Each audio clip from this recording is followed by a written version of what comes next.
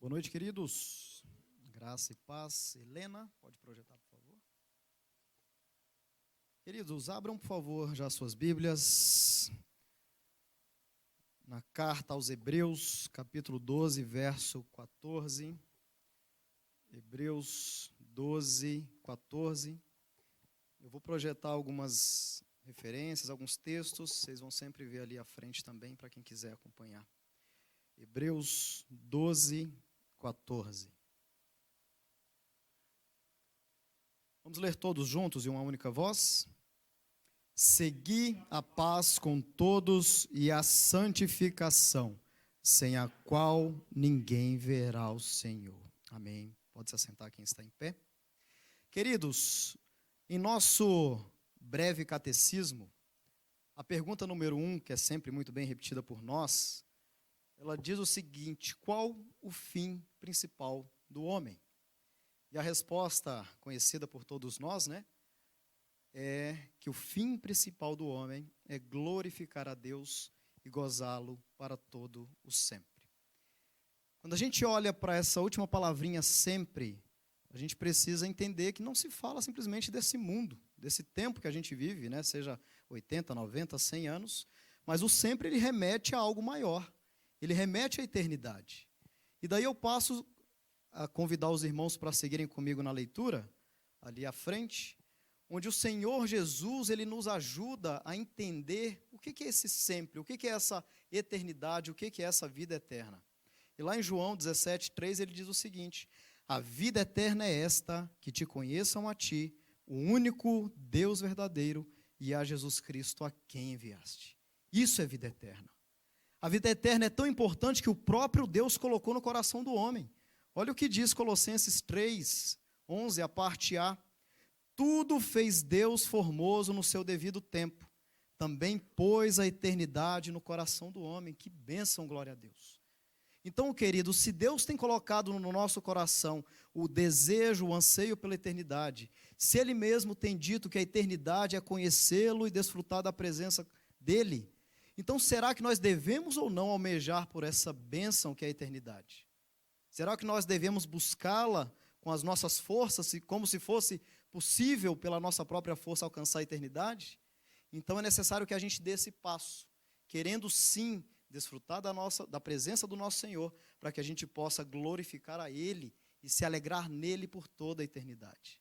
Daí a gente volta para o texto que a gente leu, Então como que a gente faz para alcançar essa eternidade com Deus? Seguir a paz com todos e a santificação, sem a qual ninguém verá o Senhor. Vocês viram o tema que nós estamos tratando durante o ano? Santidade ao Senhor. E eu trago aqui hoje um subtema, E o meu subtema, o tema dessa mensagem de hoje é santidade vivendo sem desperdício. Santidade vivendo sem desperdício. E eu sei que é bem capaz que meus irmãos já se debruçaram e falaram de forma até extensa sobre santidade, mas eu acho que nunca é demais a gente entrar um pouquinho na questão de conceitos, Existe uma palavrinha no hebraico que ela chama kadosh. Kadosh, que ela remete para santidade. E a palavra kadosh, ela é sinônimo de santo, de puro, de limpo, de separado. E ela é base de outras palavras, como santificação, santidade, separação, consagração. Então essa palavrinha é ela que nos direciona para isso tudo que a gente está tratando aqui sobre santidade. E o apóstolo Paulo, ele ainda traz mais um sinônimo sobre santidade, aqui no texto de Colossenses 2, ou melhor, Colossenses 3, versos 2 e 3, que ele diz o seguinte: pensai nas coisas lá do alto, não nas que são aqui da terra, porque morrestes e a vossa vida está oculta juntamente com Cristo em Deus. Oculta, protegida, separada, reservada, guardada, não somente como se fosse ali um pintinho, embaixo das asas da sua mãe, mas esse oculto como algo que está ligado ao Senhor Jesus Cristo. Isso tem a ver com santidade.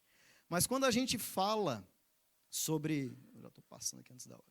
Quando a gente fala sobre santidade, existe uma outra palavrinha associada a ela, que é a santificação, e muitas vezes pode gerar uma dúvida, sobre santidade, santificação é a mesma coisa, o que trata cada uma? E quando a gente fala sobre santidade propriamente dito, a gente está falando sobre um atributo. Um atributo de quem? De quem é santo. E quando a gente olha para essa palavrinha santidade associada a Deus, ela remete ao caráter do nosso Deus. Ela remete à excelência da pureza, da moralidade do nosso Deus.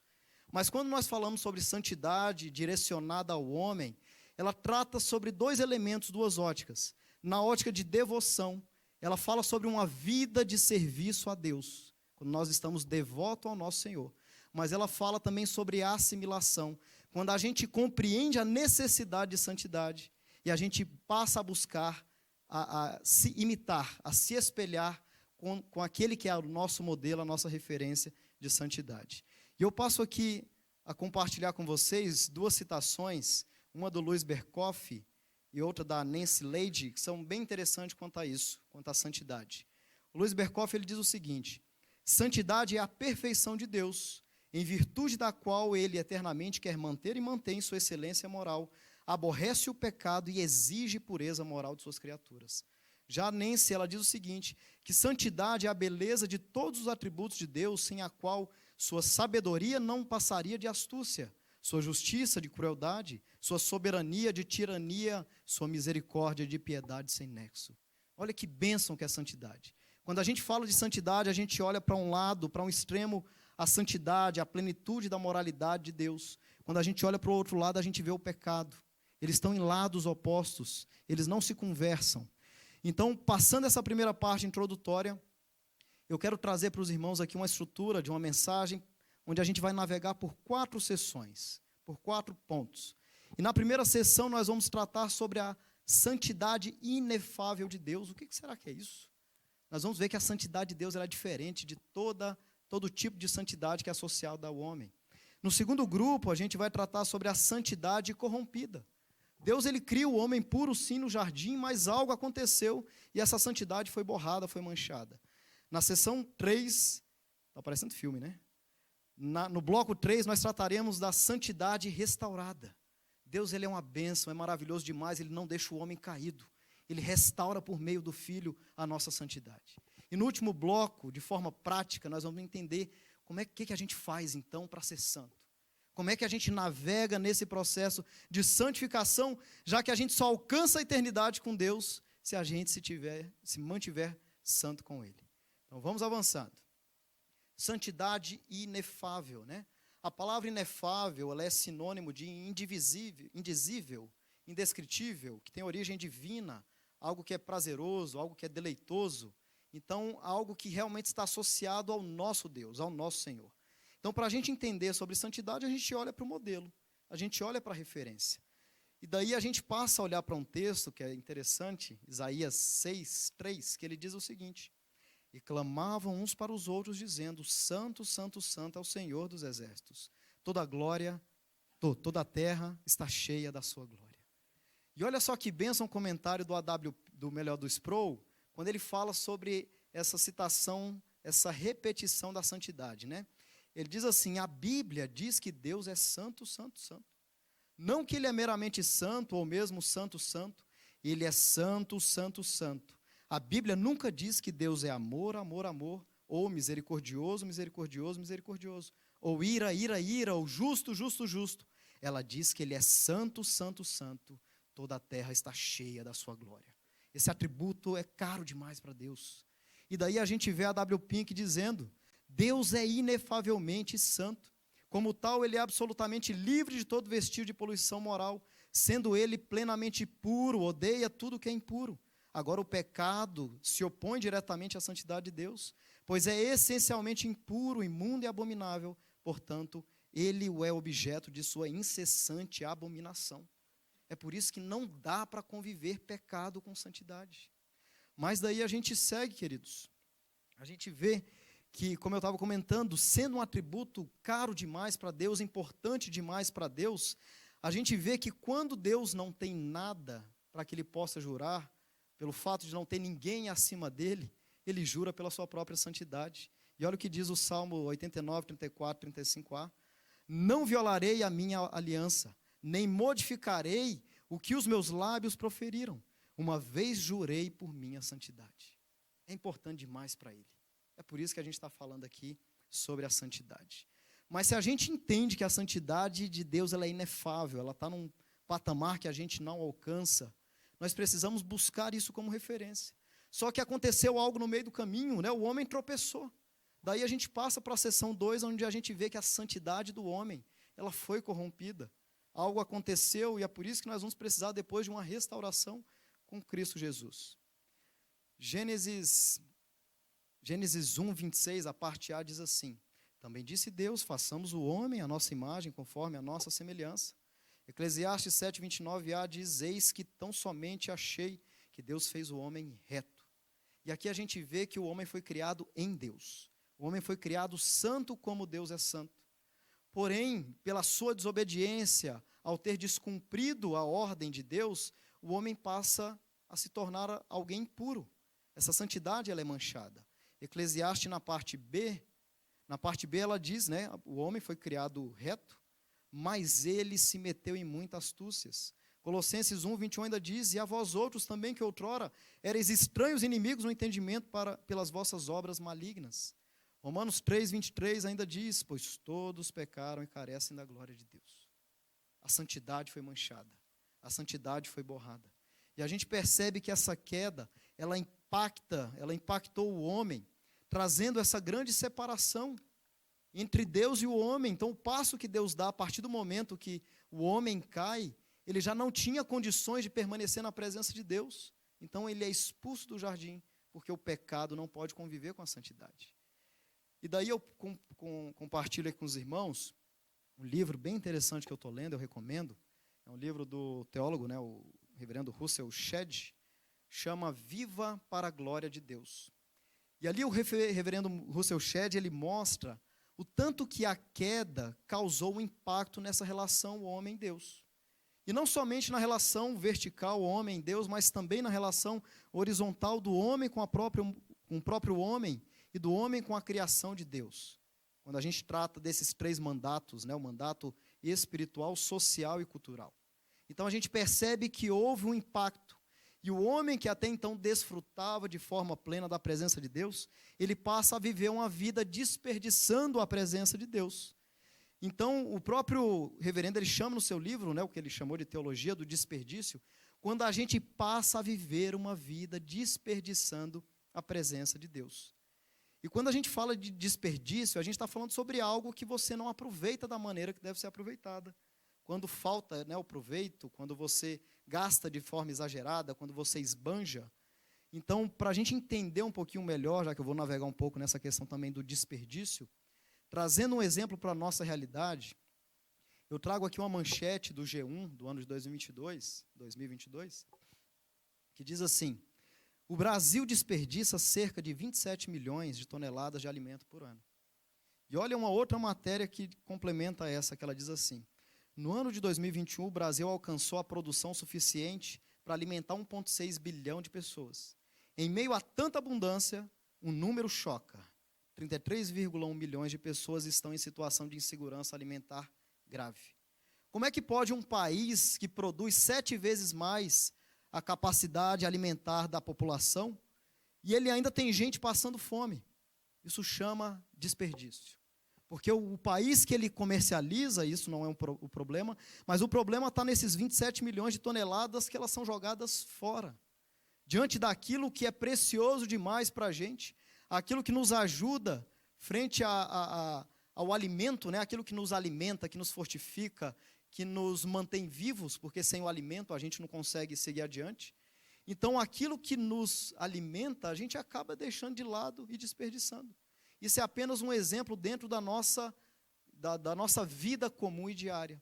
Mas se o pecado impactou o homem em todas as nossas relações, e nessa relação social o homem desperdiça o alimento porque ele não se importa com quem está do lado, da mesma forma na relação cultural, desperdiçando o alimento que Deus criou, a gente percebe que nesse ato desse desperdício, o homem desperdiça também a própria relação com Deus. E o reverendo Shedd diz o seguinte: o desperdício sempre resulta da incredulidade e da busca por aquilo que não almeja a sua glória. Então a gente percebe que o desperdício é porque o homem, de algum modo, ele não está entendendo, ou ele não crê da forma plena, como deve ser, sobre o Deus que é o seu Deus, aquele que deve ser buscado, deve ser almejado, uma vez que a gente entende que a eternidade será passada com o próprio Deus. Então aqui a gente vê a necessidade da gente buscar o nosso Senhor, entendendo que o desperdício, ele é algo nato, né? Algo que acontece na nossa vida quando a gente não compreende que aquilo tem um valor, que aquilo tem um benefício, ou a gente não entende qual a consequência de desperdiçar aquilo. Então, se a gente não entende o valor de algo, se a gente não entende o benefício de algo, se a gente não entende que há consequência de desperdiçar aquilo, a gente acaba desperdiçando da forma que aquilo muitas vezes vai até fazer falta em algum momento e a gente não dá o devido valor. Então, queridos, avançando aqui um pouquinho mais, a gente percebe que o nosso Deus, sendo bondoso demais, mesmo o homem tendo desobedecido ali a sua ordem no jardim, o homem tendo caído, vivendo agora uma vida de desperdício da presença de Deus, Deus ele sendo bondoso demais, não tendo apenas, a gente está falando do atributo da santidade, mas trazendo o exercício de outros atributos, como a bondade, a piedade, a misericórdia, a gente percebe que Deus, sendo esse Deus bondoso, ele resolve então restaurar a santidade do homem. E a forma que ele trata, né, a restauração da santidade do homem é através do Filho, do agente maravilhoso da restauração da santidade. Então a gente viu que o homem foi criado em Deus, santo, o homem foi separado de Deus em função do pecado, e agora com a vinda de Cristo, o homem passa a estar separado para Deus. Vamos ler mais um texto de referência. Colossenses 1:22 diz: agora, porém, vos reconciliou no corpo da sua carne, mediante a sua morte, para apresentar-vos perante ele santos, inculpáveis e irrepreensíveis. Seria impossível o homem alcançar a eternidade com Deus, uma vida com o próprio Deus, se ele se mantivesse em pecado, caído. Mas Deus, buscando atrair novamente a presença do homem, ele manda o Filho para restaurar a nossa relação com o próprio Deus. E a gente percebe pela vida do nosso Senhor Jesus Cristo a grandeza desse atributo que é a santidade de Deus, grandeza e importância. Porque quando a gente vê o ato do derramar do cálice da ira de Deus sobre a vida do Filho, a gente percebe que nós estamos falando de um Deus santo. E o teólogo Stephen Chernock, ele nos ajuda a entender sobre isso que eu estou dizendo. Ele diz o seguinte: nem todos os cálices dos julgamentos que têm sido ou serão derramados sobre o mundo ímpio, nem a flamejante fornalha da consciência do pecador, nem a irreversível sentença pronunciada contra os demônios rebeldes, nem os gemidos das criaturas condenadas dão tal demonstração do ódio de Deus contra o pecado, como a ira de Deus que foi derramada sobre o Filho. É um Deus santo demais. Ele derramou a sua ira, o cálice da sua ira, sobre o próprio Filho. E a gente percebe ali o próprio Filho tendo essa percepção ali na cruz sobre o cálice que foi derramado sobre ele, quando ali em Mateus 27:46 diz: e perto da hora nona exclamou Jesus em alta voz, dizendo: Eli, Eli, lama sabachthani, isto é, Deus meu, por que me desamparaste? A santidade não convive com o pecado. Cristo se fez pecado em favor de nós. E naquele momento a presença do Pai se aparta dele. Nosso Deus, ele é santo demais. Nosso Deus, ele é sério demais. Ele não brinca com o atributo da santidade. Então, avançando para o nosso estudo, eu vou caminhando aqui, estou até avançando bem. A gente vê, queridos, que Jesus Cristo sendo esse agente da nossa santidade, a gente percebe, e eu passo aqui a ler mais um texto, Tito 2,14, ele nos diz o seguinte: o qual a si mesmo se deu por nós, a fim de remir-nos de toda a iniquidade e purificar para si mesmo um povo exclusivamente seu, zeloso de boas obras, né? O nosso Senhor Jesus Cristo, ao ir para a cruz, a gente percebe que ele caminhou de forma voluntária. Uma primeira lição que a gente entende nessa santidade restaurada. E a gente percebe que a obra de Cristo, ela nos reconciliou e nos habilitou para a santificação. E como a gente acabou de ver lá atrás, a santificação, ela trata de um processo. A santificação, a santidade trata de um atributo, e a santificação, ela trata de um processo. que ele inicia na regeneração e ele só findará na glorificação. Então, a partir do momento que o homem compreende que ele está vivendo uma vida de pecado, que ele olha para a sua vida e vê uma vida suja, ele olha para a palavra de Deus e vê algo que é santo, ele então inicia um processo de santificação, que ele só findará na glorificação. Olha o que a Confissão de Fé de Westminster nos diz sobre a santificação. Esta santificação, ela é no homem todo, porém perfeita nesta vida, ainda persistem em todas as partes dele restos da corrupção. E daí nasce uma guerra contínua e irreconciliável, a carne lutando contra o espírito e o espírito contra a carne. Queridos, por mais que a obra de Jesus Cristo ela foi completa e plena, ela ainda está em processo de execução. Então Jesus Cristo veio e morreu por nós, ele já venceu todos os pecados, mas a gente ainda não é plenamente santo, ele ainda voltará. Então por isso que nós precisamos entender que nós temos a necessidade de buscar a santidade em Deus todos os dias. Daqui nós vemos Paulo nos ajudando também nesse entendimento. Filipenses 3,2 ele diz: não que eu tenha já recebido, ou tenha já obtido a perfeição, mas prossigo para conquistar aquilo para o que também foi conquistado por Cristo Jesus. Filipenses 1,6 ele ainda diz: estou plenamente certo de que aquele que começou a boa obra em vós há de completá-la até o dia de Jesus Cristo. Então nós estamos num processo, irmãos. A gente está nesse meio, a gente está no meio entre a regeneração e a glorificação. E a gente está caminhando nesse processo buscando o alvo, que é a vida eterna em Cristo Jesus. E nós vimos que para alcançar a eternidade, nós precisamos caminhar nesse processo de santificação, para buscarmos sermos santos como o nosso Deus é santo. Mas então, diante de tudo isso, sabendo que Deus é plenamente santo e odeia o pecado, que Cristo nos reconciliou com o Pai, restaurando a nossa santidade, que ainda estamos num processo contínuo de santificação, que fomos separados para sermos propriedade exclusiva de Deus, que a volta de Cristo chegará sem aviso prévio, que desperdiçamos a graça divina recebida quando nós pecamos, que a morte eterna é uma realidade na vida do pecador. Então, diante de todas essas verdades, o que a gente tem que fazer? Nós vamos continuar vivendo uma vida de pecado ou buscando a santidade em Cristo Jesus? Daí nós passamos para a última sessão, que trata a santidade na prática. E eu queria destacar 6 verbos, que ele de algum modo ele remete para a forma que a gente se relaciona, a forma que a gente interage, a forma que a gente recebe e transmite informações. Esses 6 verbos, de algum modo, eles nos resumem, O primeiro verbo é o ver, o segundo ouvir, o terceiro falar, o quarto pensar, o quinto tocar e o último fazer, e o sexto fazer. Quando a gente olha para esses verbos, por meio desses verbos que a gente interage. Mas são também por meio desses verbos que muitas vezes a gente está vivendo uma vida de pecado.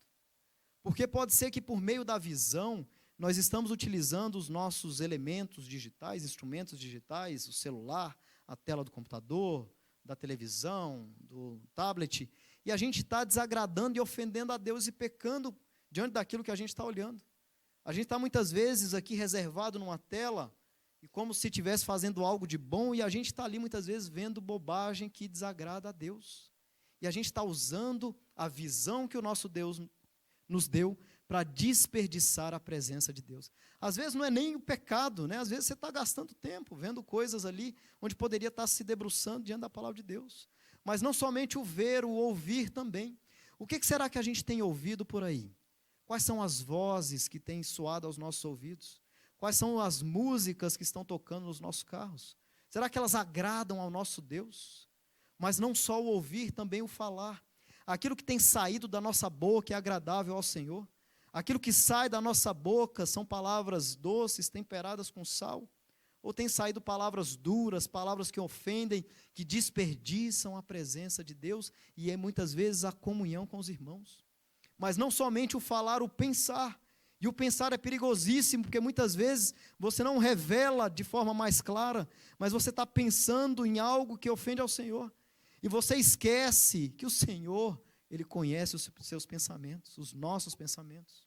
Mas não só o pensar, o tocar, Onde é que nós estamos colocando as nossas mãos? Será que nós, muitas vezes, estamos tocando naquilo que não deve? Os jovens que estão namorando ainda estão pegando onde não deveria? Será que a gente está tocando naquilo que é impuro, desperdiçando a presença de Deus, tocando em algo que não deve? Mas temos o fazer, que de algum modo ele resume, engloba tudo isso. Porque por meio do fazer a gente pode estar usando todos esses elementos e partindo para uma vida de pecado, uma vida que desagrada ao Senhor, fazendo aquilo que não agrada ao Senhor e desperdiçando a presença do nosso Deus. Então, se por meio desses 6 elementos, que de algum modo nos resumem, como é que a gente combate isso? Como é que a gente pode, então, buscar uma vida de santidade de forma prática? E eu trago para vocês 6 textos que nos ajudarão a combater essa vida de pecado. Quanto ao ver, Mateus 5:29 diz: se o teu olho direito te faz tropeçar, arranca-o e lança-o de ti, pois te convém que se perca um dos teus membros e não seja todo o teu corpo lançado. É duro, é difícil, né? Será que é essa a lição que eu estou dando para arrancar os olhos? Se eu desse um outro exemplo, imagine que acabou de chegar um paciente na UTI, e ele está com a perna ali já necrosada, e o médico diz, se não tirar a perna, ele morre. A gente deixa com a perna morrer ou tira a perna? Arranca a perna. Será que a gente está indo para o inferno com os olhos, ou é melhor ir cego para a glória com Cristo? Pensem nisso. Mas temos também o ouvir. Eclesiastes 7:5 nos diz, melhor é ouvir a repreensão do sábio do que ouvir a canção do insensato. Cuidado com a conversinha fiada que tem entrado nos seus ouvidos e deixado descer para o coração. Cuidado com as músicas que tem ouvido que desagrada ao Senhor. É melhor ouvir aquele irmão que parece muitas vezes até duro, mas ele está cuidando de você, ele está dizendo, você está indo pelo caminho errado. Olha só, você está desagradando ao Senhor. E parece ruim, A palavra diz que a admoestação no primeiro momento, ela dói, ela machuca, mas lá no fim a gente percebe que é bênção. Glória a Deus pela admoestação. Porque quem ama, cuida, quem ama, admoesta. Então, ouça, aprenda a ouvir. Mas também temos o falar, Colossenses 4:6. A vossa palavra seja sempre agradável, temperada com sal, para saberdes como deveis responder a cada um. Queridos, paremos, Eu mesmo tenho uma dificuldade tão grande, às vezes eu falo mais rápido do que deveria, eu tenho um texto que me ajuda com isso. E a gente tem que parar, queridos, tentar dar um freio. Se a gente vai falar bobagem, para e pensa, Às vezes a gente é rápido demais para falar bobagem. É melhor que a gente seja tardio, mas para falar algo que seja temperado com sal, agradável ao Senhor. Uma palavra que abençoa e não amaldiçoa. Mas também temos o pensar. Salmos 94:11. O Senhor conhece os pensamentos do homem, que são pensamentos vãos. Então não adianta achar que o que você está pensando, Deus não sabe, Ele sabe sim. E Ele sabe que o que você está pensando é bobagem. Mas não somente isso, Isaías 55:8 e 9. Porque os meus pensamentos não são os vossos pensamentos, nem os vossos caminhos, os meus caminhos, diz o Senhor. Porque assim como os céus são mais altos do que a terra, assim são os meus caminhos mais altos do que os vossos caminhos, e os meus pensamentos mais altos do que os vossos pensamentos. Não pense, não ache que aquilo que você pensa é melhor do que o que Deus pensa para você. Se você está percebendo que aquilo que você tem pensado e orado não está vindo, porque Deus está te preservando de alguma coisa. E Deus lá na frente vai te responder e você vai entender isso. Então não ache que o que você pensa, Não estamos nem falando dos pensamentos errados, mas às vezes você pensa coisas e acha que o que você pensa é melhor do que aquilo que Deus pensa. O nosso Senhor conhece a eternidade. A gente mal conhece um palmo à frente do nosso nariz. A gente vai sair daqui para a igreja e a gente não consegue descrever cada passo que a gente vai dar. A gente não conhece. Mas também temos o tocar. 1 Coríntios 3, 16, 17 diz, não sabeis que sois santuários de Deus e que o Espírito de Deus habita em vós? Se alguém destruir o santuário de Deus, Deus o destruirá, porque o santuário de Deus, que sois vós, é sagrado. O nosso corpo carrega algo precioso demais. Por mais que seja um corpo corruptível, nós carregamos algo que é precioso demais, que é o Espírito Santo. Nós carregamos a presença de Deus em nós. Então que a gente possa preservar, por mais que seja um corpo caído, mas que a gente cuide dele, não use ele para pecar, para tocar naquilo que não deve. E temos ainda, fechando a sexta ação, o fazer. 1 Coríntios 10, 31 diz, porque quer comais, quer bebais ou façais outra coisa qualquer, fazei tudo para a glória de Deus.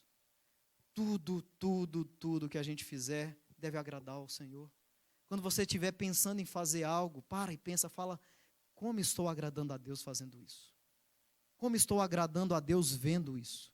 Como estou agradando a Deus ouvindo isso? Como estou agradando a Deus falando isso? Como estou agradando a Deus tocando nisso? Como estou agradando a Deus pensando nisso? Como estou agradando a Deus fazendo qualquer coisa? Que tudo que a gente fizer seja agradável ao Senhor. Que a gente use a nossa vida para a gente buscar essa intimidade com Deus e não use a nossa vida para desperdiçar a presença de Deus. E eu fecho aqui essa mensagem com uma ilustração. Essa ilustração diz que em um seminário, um professor passa uma tarefa ali para os seminaristas, e ele diz o seguinte: vocês têm 1 hora, 60 minutos, para escreverem uma redação falando sobre Deus e sobre Satanás, valendo o tempo. Daí os seminaristas se debruçam e começam a escrever, e todos eles lá empolgados, né, com aquilo que queriam escrever, pensando, e um determinado seminarista, ele encantado com o nosso Senhor, e ele fala sobre Deus, sobre os seus atributos, sobre os seus feitos, sobre os seus milagres, sobre aquilo que Deus é, aquilo que Deus representa na vida dele, e ele vai se debruçando, escrevendo sobre Deus de forma apaixonada, até que o professor fala, falta apenas 1 minuto. E ele fala, meu Deus, esqueci de falar de Satanás. Aí ele colocou na última linha, fiquei tão envolvido com Deus que não tive tempo para Satanás. Que seja assim, queridos, que a gente esteja tão envolvido com o nosso Deus, que a gente não tenha tempo para desperdiçar uma vida com o inimigo, com Satanás. Então que a gente use a nossa vida para viver uma vida de santidade a Deus, e não uma vida de desperdício da presença de Deus. Que o Senhor possa nos abençoar, que o Senhor possa nos permitir viver esse texto que acabamos de ler, e eu fecho com ele, o mesmo texto de Hebreus 12:14, que a gente possa seguir a paz com todos e a santificação, sem a qual ninguém verá Deus. Amém? Passa a palavra ao pastor.